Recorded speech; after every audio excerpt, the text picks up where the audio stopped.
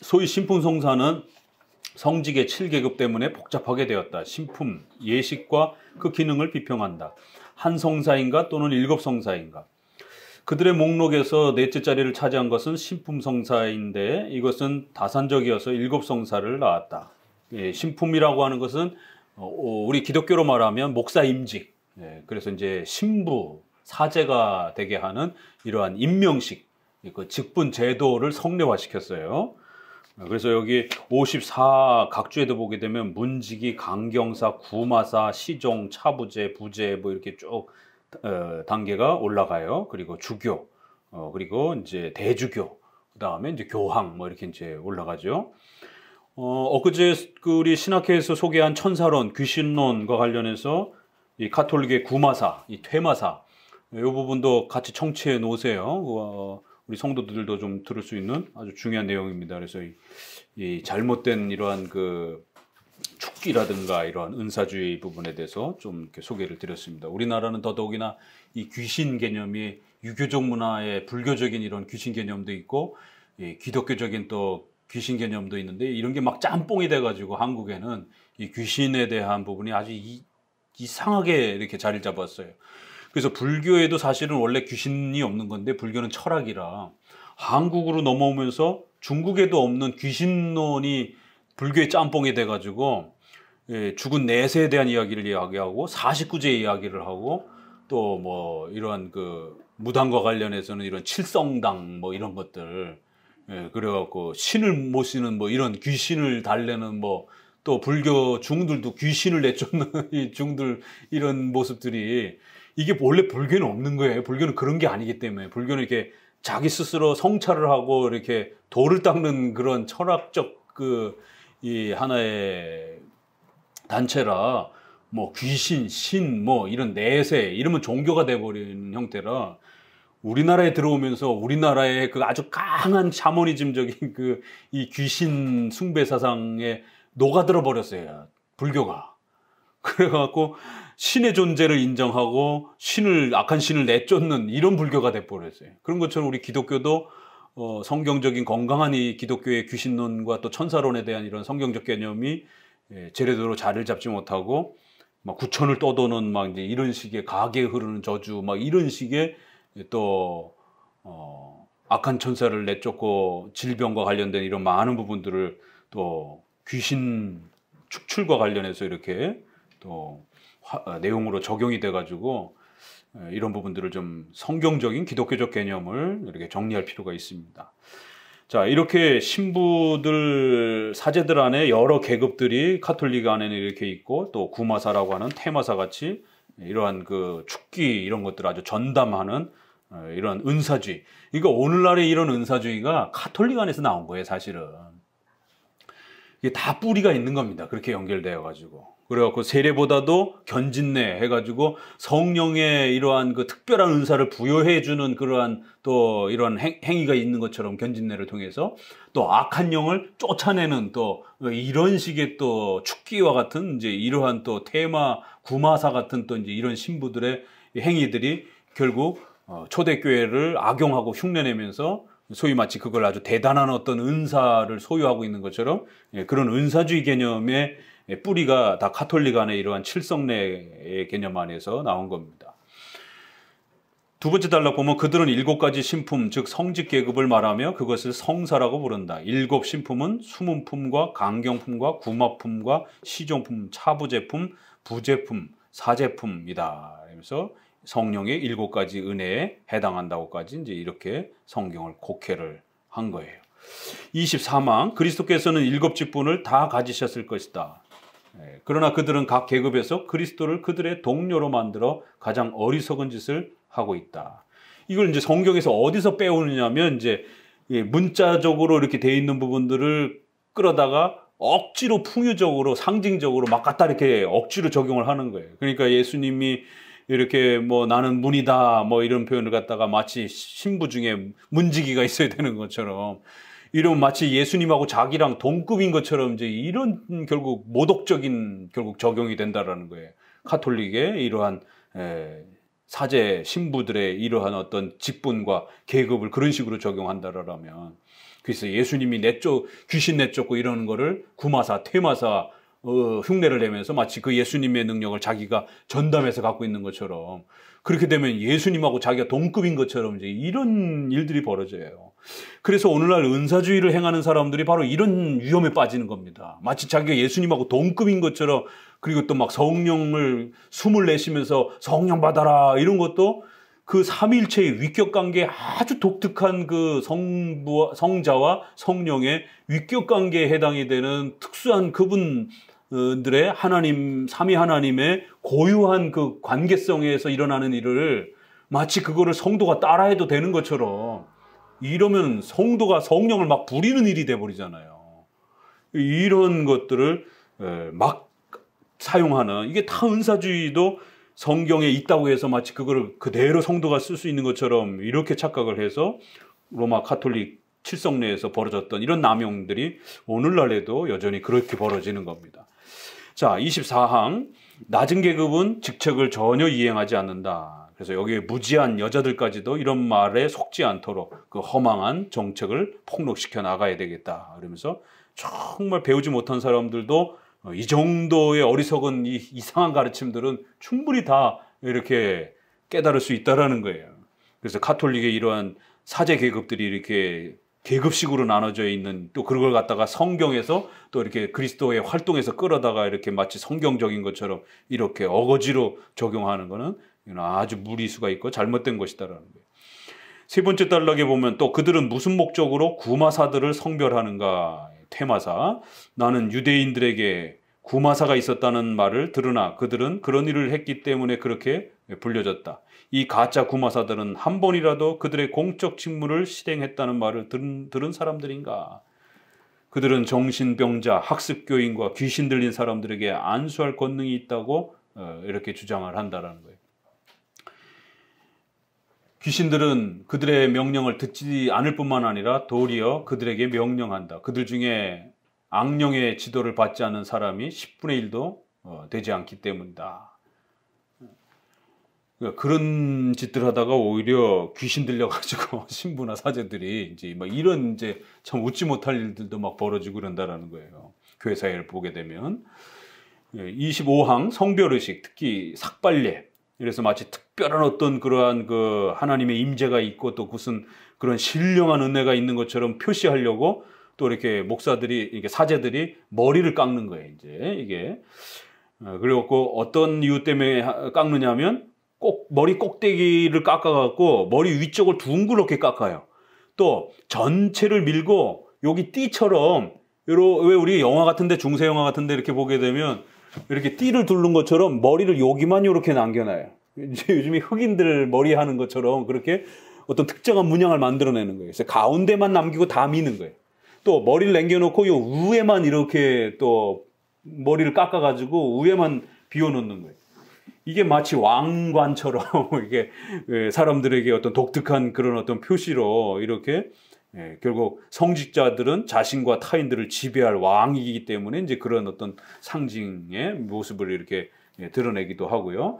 또 머리 꼭대기를 노출시키는 것은 마음을 이렇게 주에게 개방하여 수건을 벗은 얼굴로 하나님의 영광을 보려는 것이다. 이러면서 여기가 깎이면 하나님과 직통으로 더 잘 이렇게 교제가 된다는 거야. 이게 다 사모니즘이죠. 이런 부분들이.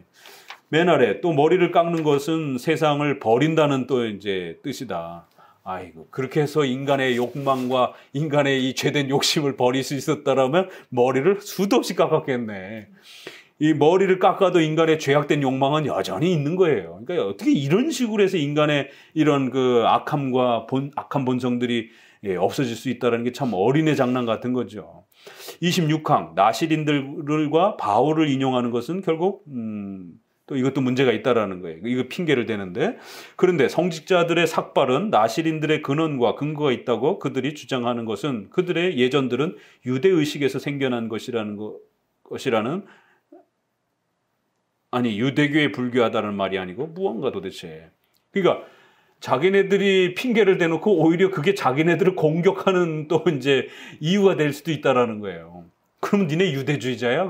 그러면 나시린 따라하게 되면 지금은 기독교 시대인데, 그러니까 우리가 이런 거를 기독교 강요를 500년 전 글이지만 왜 읽어야 되느냐면 이게 성경 해석을 들여다보는 거예요.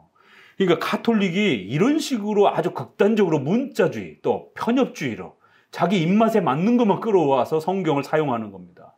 그래 놓고 핑계를 대는 이런 식의 아주 무작위적인 문맥을 사용하지 않고 성경 전체를 고려하지 않고 필요에 따라서 문자와 그 표현만 끌어다가 쓰는 이런 아주 그 어거지적인 해석의 방식들을 상당히 조심해야 된다는 겁니다. 오늘날도 문제가 되는 게 다 이런 거예요.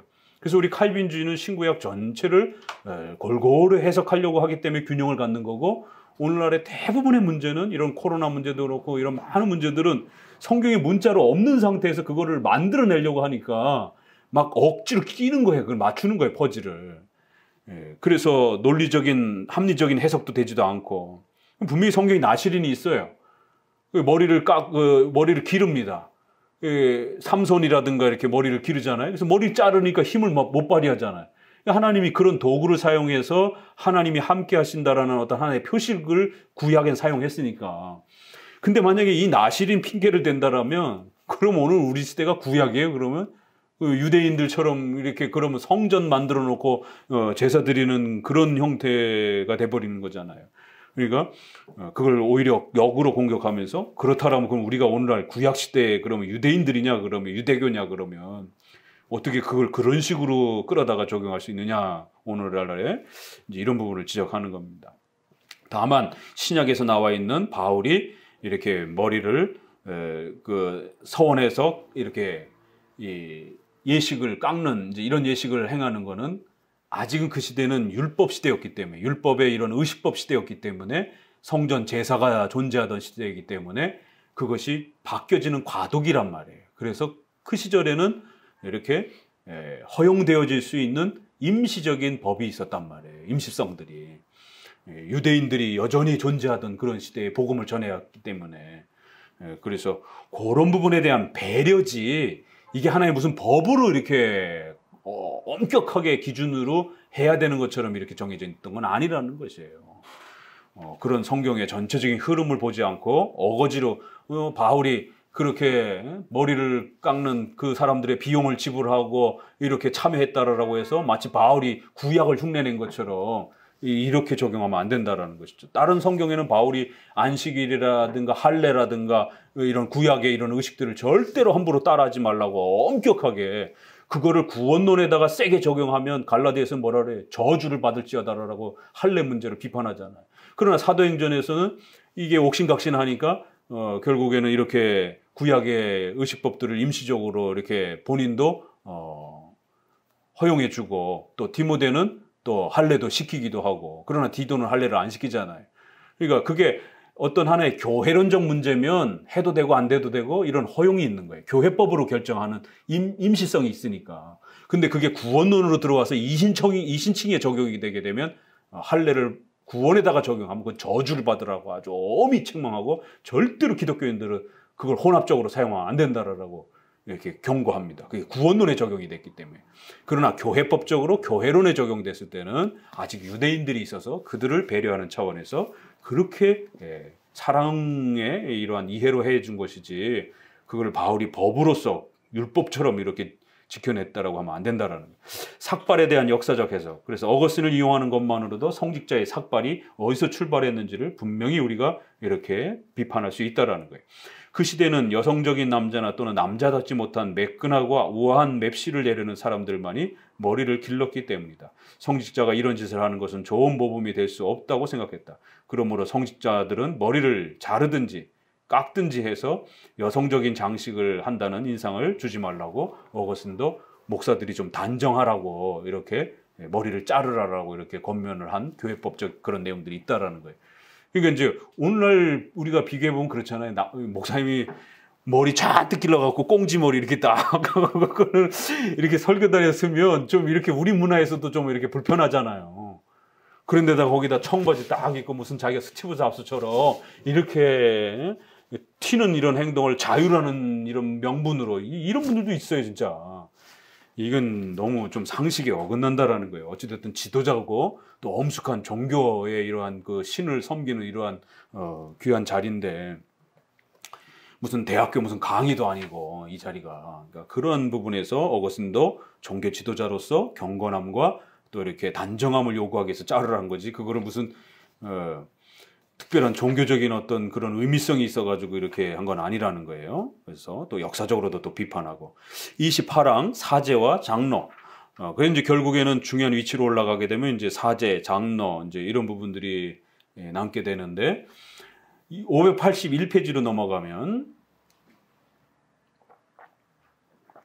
가톨릭 교회의 두 번째 단락 미사를 논할 때 이미 지적한 바와 같이 우선 속죄 제물을 드리는 사제를 자칭하는 사람들은 모두 그리스도를 해하는 자라는 것은 틀림없는 사실을 인정해야 한다.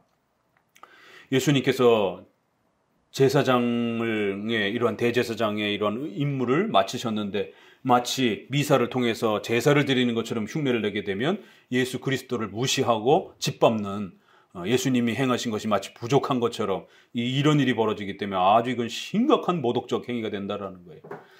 결국 우리가 목회자가 이렇게 예배를 드리면서 서는 것은 이것은 우리가 할 일은 찬양과 감사를 드리는 것, 우리 자신과 소유를 하나님께 드리는 이러한 찬양의 예배로서 목회자가 예배를 인도하는 것이지 제물을 바치는 것처럼 이렇게 하면 안 된다는 거예요. 제물을 바쳐 하나님의 진노를 풀며 죄를 대속하는 것은 오직 그리스도만이 받으신 직책이었다. 그리고 장로의 이러한 부분들도 분명히 충분히 교회 안에 이러한 부분에서 바르게 사용하면 인정한다라는 거예요. 교회 안에는 장로 직책이 있으니까. 그렇지만 이것은 가톨릭처럼 그런 어떤 특수한 계급을 가진 그런 게 아니라 이렇게 교회의 치리의 업무를 또 교회의 질서를 바로 세워주는 그런 역할의 봉사를 하는 이러한 직분이지 이거를 함부로 또 이렇게 장로의 직분을 악용하면 안 된다라는 것입니다. 29항 사제의 임명식. 자, 그래서 이제 더더욱 심각한 건 이 임명식에서 이제 더 그 부패함들이 나타난다라는 거예요. 그들을 향해서 숨을 내쉬면서 마치 예수님이 제자들을 향해서 성령 받으라 이러면서 숨을 내쉬잖아요. 그건 예수님만이 할 수 있는 거예요. 근데 우리 부흥사들이 옛날 80년대, 90년대 이거 얼마나 많이 따라 했는지 막 성령 받아라 이러면서 막 안 가는 것 같으니까 막 쉬쉬쉬쉬쉬쉬 이렇게 바람소리 막 내면서 마치 성령이 가는 것처럼 그래갖고는 이렇게 확 손바닥 내밀면은 막 다 쓰러지고 일렬로 서가지고 주르륵 쓰러지고 마치 무슨 장풍을 쏘는 거예요. 뭐 이런 샤머니즘들이 들어온 것처럼 이게 다 가톨릭이 했던 짓이에요, 이게 사제들이. 그래갖고 마치 자신에게 무슨 특별한 권능이처럼 있는 것처럼 이 신임 사제들을 임명하면서 그렇게 숨을 내쉬는 이제 이런 부분들을 또 행하기도 하고 이거는 성령의 또 임하심과 그리스도와의 이런 위격적 관계 속에서의 이런 활동이지 이걸 함부로 흉내내면 안 된다라는 거예요.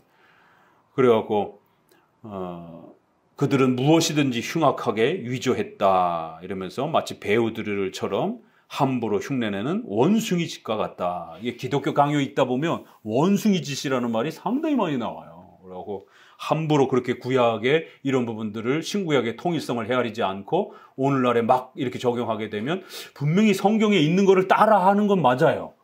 근데 그게 원숭이 짓이 될 수 있다는 거예요. 이게 성경 해석 원리인 거예요.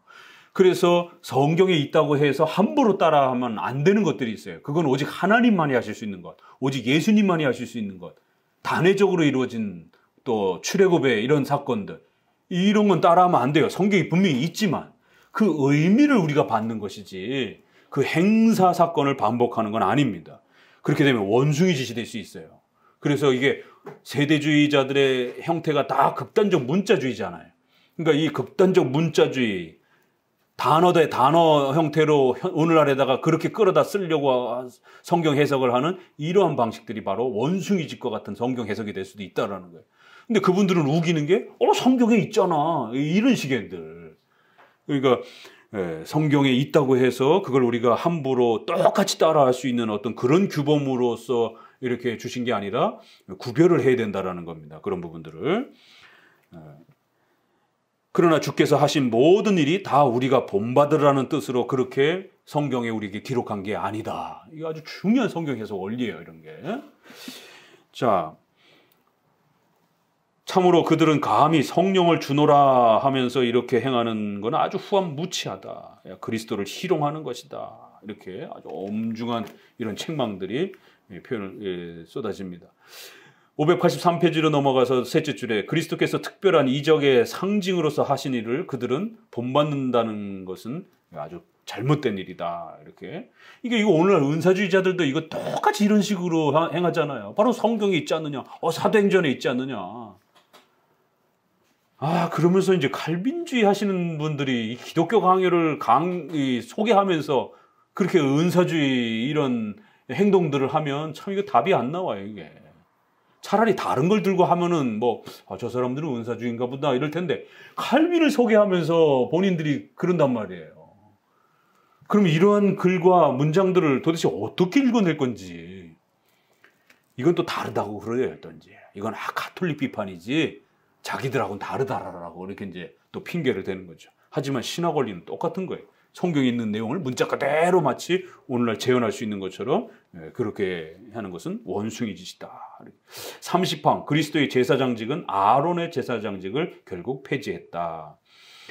결국 구약의 이러한 제사장직, 모든 제사장직은 그리스도의 제사장직만을 예표한 것이고 예수님이 오신 다음에 모든 제사장직은 폐지되었다. 그래서 이러한 구약에서의 기름을 바르고 이런 도유와 관련된 이런 부분들은 구약의 제사장 직분으로서 우리가 중단된 것으로 봐야지, 이것을 함부로 막 따라하고 이렇게 듣다 보면 맨 아랫줄에 결국 그리스도를 버리고 목사의 직책을 포기하는 이런 아주 악한 행동들이 될 수 있다는 거예요. 31항 도유는 쇠퇴한 의식들에 속한다. 이러면서 사제를 임명하는 그 과정에서 행해지는 이런 많은 샤머니즘적인 이런 행동들, 성경에는 기름을 바르는 이런 것들, 또 그다음에 소금을 치라 이런 표현들, 그러니까 이런 거를 또 불을 밝히라, 이제 구약의 이런 부분들을 카톨릭이 그대로 따라하는 거예요. 그래갖고 이렇게 성당에 가면은 촛불을 켜놓고 또 이렇게 성수 개념도 그렇고 또 소금, 기름 이런 부분들을 그렇게 구약의 이런 내용들을 따라 여러 가지 형태로 그거를 재현하려고 이제 이런 거를 보게 됩니다. 쭉 내려오셔서 보면은 그래서 기독교와 유대교와 이교를 깨어서 한 종교를 만들려고 이들은 시도한 거다. 혼합주의 샤머니즘이 됐다라는 거예요. 그러므로 그들이 바르는 기름은 소금, 즉 하나님의 말씀이 없기 때문에 아주 악취가 난다. 이제 결국 남은 것은 이제 안수예요. 나는 이것이 진정하고 영적인 임명식에는 하나의 성사임을 인정한다. 우리 기독교도 안수를 목사임직 장로 할 때 안수를 하잖아요. 이거는 괜찮다라는 거예요. 왜냐하면 이거는 분명히 구약에 또 신약에도 이렇게 전속되는 것으로서 우리가 또 분명히 받을 수 있는 것도 있어요. 그러나 함부로 막 가져다가 쓰면 안 된다라는 것이죠. 그래서 이걸 잘 구별할 필요가 있다라는 겁니다. 그래서 오늘날 우리가 안수는 또 건강하게 이렇게 받습니다. 32항 부재, 이 집사를 말하는 거예요. 또 사도 시대에 비교적 순수하던 교회에 있었던 집사직이 완전히 회복된다면 나는 거기에 해당된다는 부재직에 반대하지는 않을 것이다. 근데 이제 문제는 이 집사직에 해당이 되는 거를 마치 신부가 되기 전 단계의 어떤 그런 걸로 또 이렇게 악용을 해가지고 집사직의 개념이 다 망가졌다라는 것이. 이 차부재, 또 집사 보조 역할을 하는, 우리가 왜 시다, 왜 재봉하고 이런 데서 우리 시대는 시다, 이렇게 보조, 시다 발휘한다, 이렇게 할 때 시다, 이 일본 표현인가? 그렇게 표현을 하는데, 이게 차부재, 보조, 이렇게. 그래서 빈민 구제 사역을 맡았던지 이런 부분에서도 또 그걸 또 남용해가지고 마치 그게 또 무슨 목사 계급의 한 단계인 것처럼 그들은 이런 쓰레기에 성령이 있다는 것을 인정하라고 우리에게 요구한다. 어떠한 경건한 사람이 차마 그런 짓을 할 수 있겠느냐. 기독교 강요, 이런 맛이 있는 거예요.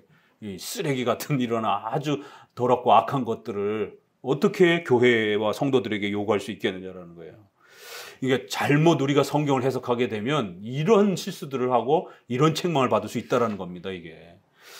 자, 결국 그렇기 때문에 결론은 밑에서 한 5째 줄, 약속과 연결된 의식이라는 것이 분명하지 않을 때, 또는 의식에서 약속이 보이지 않을 때 거기에는 하나님의 성례가 없는 것이다. 그러니까 성경에 분명히 그 약속이 확정돼야 된다는 거예요. 그러면 아무리 보잘것없어도 거기에는 아주 어마어마한 효력이 발생이 되는 거예요. 그러나 거꾸로 약속이 없으면 별짓을 다 해도 아무런 하나님의 은혜가 임하지 않는 겁니다.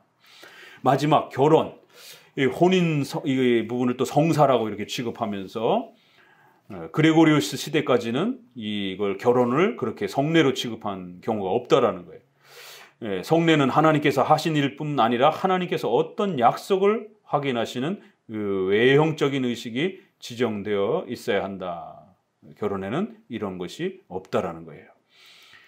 그러나 이 사람들 또 핑계를 대면서 뭐 상징과 표징을 나누기도 하고 뭐 이렇게 되는데 이런 것들도 결국 이건 너무 어거지적인 또 그런 주장이기도 하고, 그럴 것 같으면 성경에 예수님 자신을 나는 문이요 어린 양이요 뭐 여러 가지 비유가 있는데, 그럼 어린 양 갖다가 놓고 이 어린 양을 예수님처럼 또 뭐 이래야 됩니까?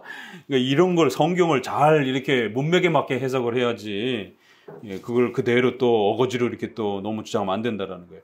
그들은 에베소서 5장을 잘못 적용한다. 에베소서가 이제 우리 주례식 때 많이 쓰여지는 그 성경 말씀이잖아요. 그들은 여전히 바울의 말로 우리를 공격하면서 여기에 비밀이라는, 이 우리 번역에도 비밀이다 이렇게 되어 있어요. 남녀 관계를 그리스도와 교회에 관련된 이런 비밀, 이렇게 해서 이 비밀이라고 하는 말을 사크라멘트라고 이렇게 라틴어로 번역이 되는데, 이게 미스테리온이라고 하는 헬라어예요.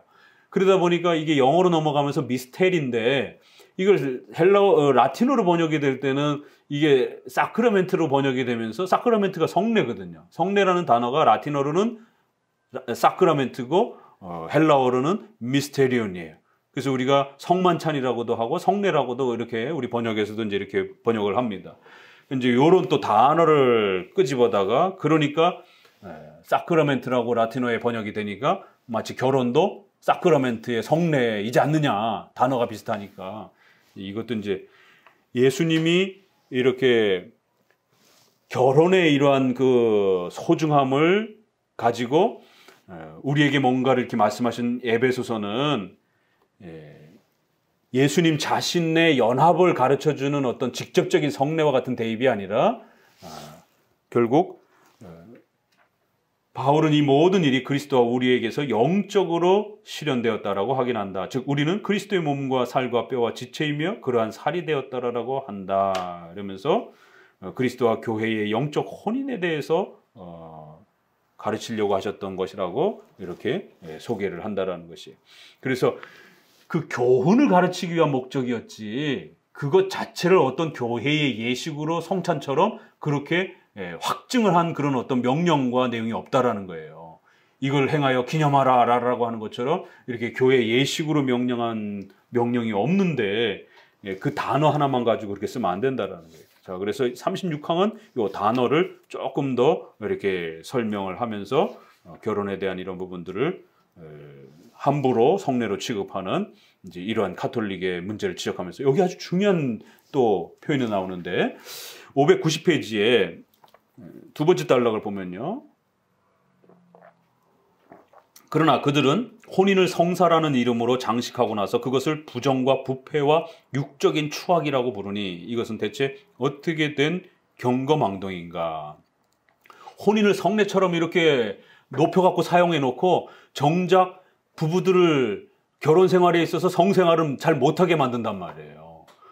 왜냐면 부부가 성생활을 하게 되면 죄악을 범하는 것이다라고, 교회에 이러한 중요한 행사가 있을 때는 온갖 금식일들을, 온갖 교회력을 만들어 놓고 그때 부부관계를 하게 되면 결국 성령 하나님의 이런 하나님의 은혜가 축소되어진다, 또 죄를 짓는 것이다, 이렇게 아이를 낳기 위한 그때만 부부관계가 허락되어지고 즐기기 위해서 이렇게 부부의 즐거움을 위해서 성생활을 하는 건 그건 죄악된 거다라고. 그러니까 될 수 있으면 하지 말아야 되고, 더더욱 교회력과 겹칠 때는 절대로 하지 말아야 되고, 이런 일들. 사순절 겪어보세요 한번. 신혼부부한테 40일을 금지. 지금 사순절 이 부활절 기간이거든요 이게. 그래서 우리 밴드에도 몇 번 올리고, 이렇게 사순절은 이게 가톨릭 절기이기 때문에 우리 스위스 신앙 고백서에서도 절대로 기독교 안에서 따라해서는 안 된다라고. 그런데 합동 측에서 몇 번 이렇게 교단 총회 결의를 통해 갖고 지난 60년가요? 1960년대 가장 이른 때부터 지금까지 계속 연례적으로 금지 저거를 내주고 있어요. 그런데 다른 교단들은 여전히 행합니다.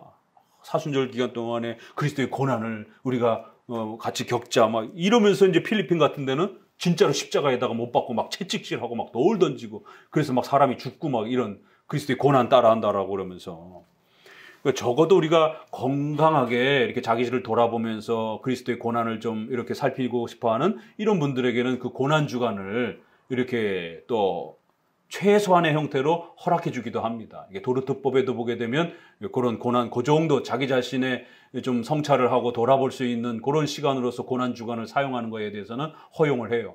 그러나 이런 과격한 고행주의, 이러한 순례주의, 이런 개념의 사순절 개념의 이러한 형태는 아주 엄격하게 금지합니다. 자, 그래 놓고는 결국 그들은 성적 결합 자체도 이 성사의 일부라고 하며 이것만이 우리와 그리스도와의 연합에 대한 자연의 합체에 비유라고 가르친다. 그러니까 거꾸로 얘기하는 거예요. 결혼이라고 하는 이 남녀의 성적 연합을 통해서 아주 신비로운 하나님과 우리의 이 연합에 대한 이 연결을 갖는다. 이렇게 말을 하는 거예요. 그래 놓고는 결혼한 부부들에게는 온갖 핑계를 대가지고 성적인 그러한 관계를 못하게 만드는 거. 그러면 너네들 성을 존중하는 거야? 마는 거야 도대체? 성을 더럽다라고 취급하는 거 아니에요? 결국에는 부부들의 이렇게 권면하는 걸 보게 되면 우리는 또 결혼은 그 성적인 그러한 연합 속에는 그리스도와 우리가 하나 되는 이 비밀이 담겨 있다라고 이렇게 또 강조를 하는 거예요. 그래서 여기에서 뭐가 나오냐면 통일교 교리가 나오는 겁니다.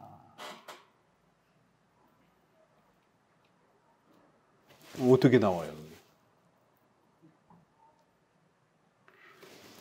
카톨릭의 이 결혼 성사가 남용이 되니까 교회 안에 어떤 일이 벌어져요? 통일교 같은 피가름 교리가 나오는 거예요. 무슨 문제? 성과 관련해서. JMS, 그 정명석 뭐 이런 데들 교주하고 어떻게 해야 된다 그래요? 교주하고 성관계를 해야 구원받는다라고 하나. 결국 이 남녀의 성적 결합이 그리스도와 성도의 그런 신앙 연합의 어떤 연결성이 있다라고 이런 식으로 성을 구원의 어떤 신비에 이렇게 맞물려 놓은 거예요, 이게.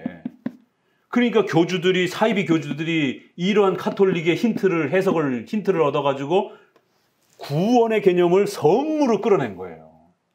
그냥 성적 결합은 하나님이 부부에게 주신, 가정에 주신 자녀를 만들고 출산하고 자녀를 잉태하는 이러한 일반 양육에 해당이 되는 그런 복이지 이걸 절대로 구원의 개념으로 끌어내면 큰일 난다라는 거예요. 성관계를 해야 구원받는다라고 하는 그리스도와의 우리가 하나 되는 거를 성관계를 해야 깨달을 수 있다라는 이런 식의 이제 대등 개념이 나와버린 거예요. 해석이.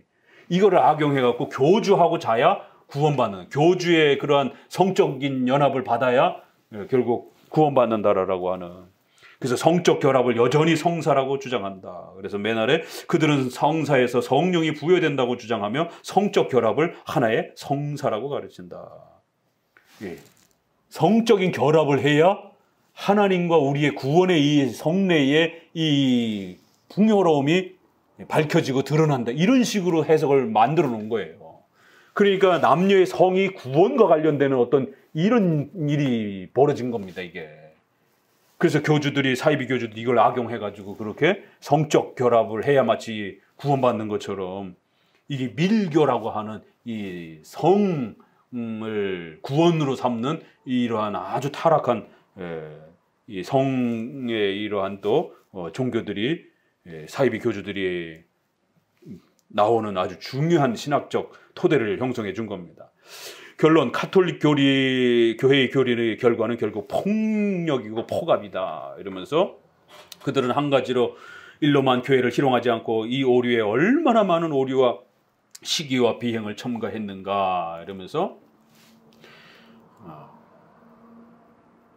결국 혼인은 영적 문제이므로 세속 재판관에게 맡길 수 없다라는 거예요. 그래서 교회가 오직 교회만이 관리를 해야 된다라고 이렇게 주장하면서 또 어떤 법은 노골적으로 불경건하였고 어떤 법은 사람에 대해서 아주 심히 불공평한 거였다.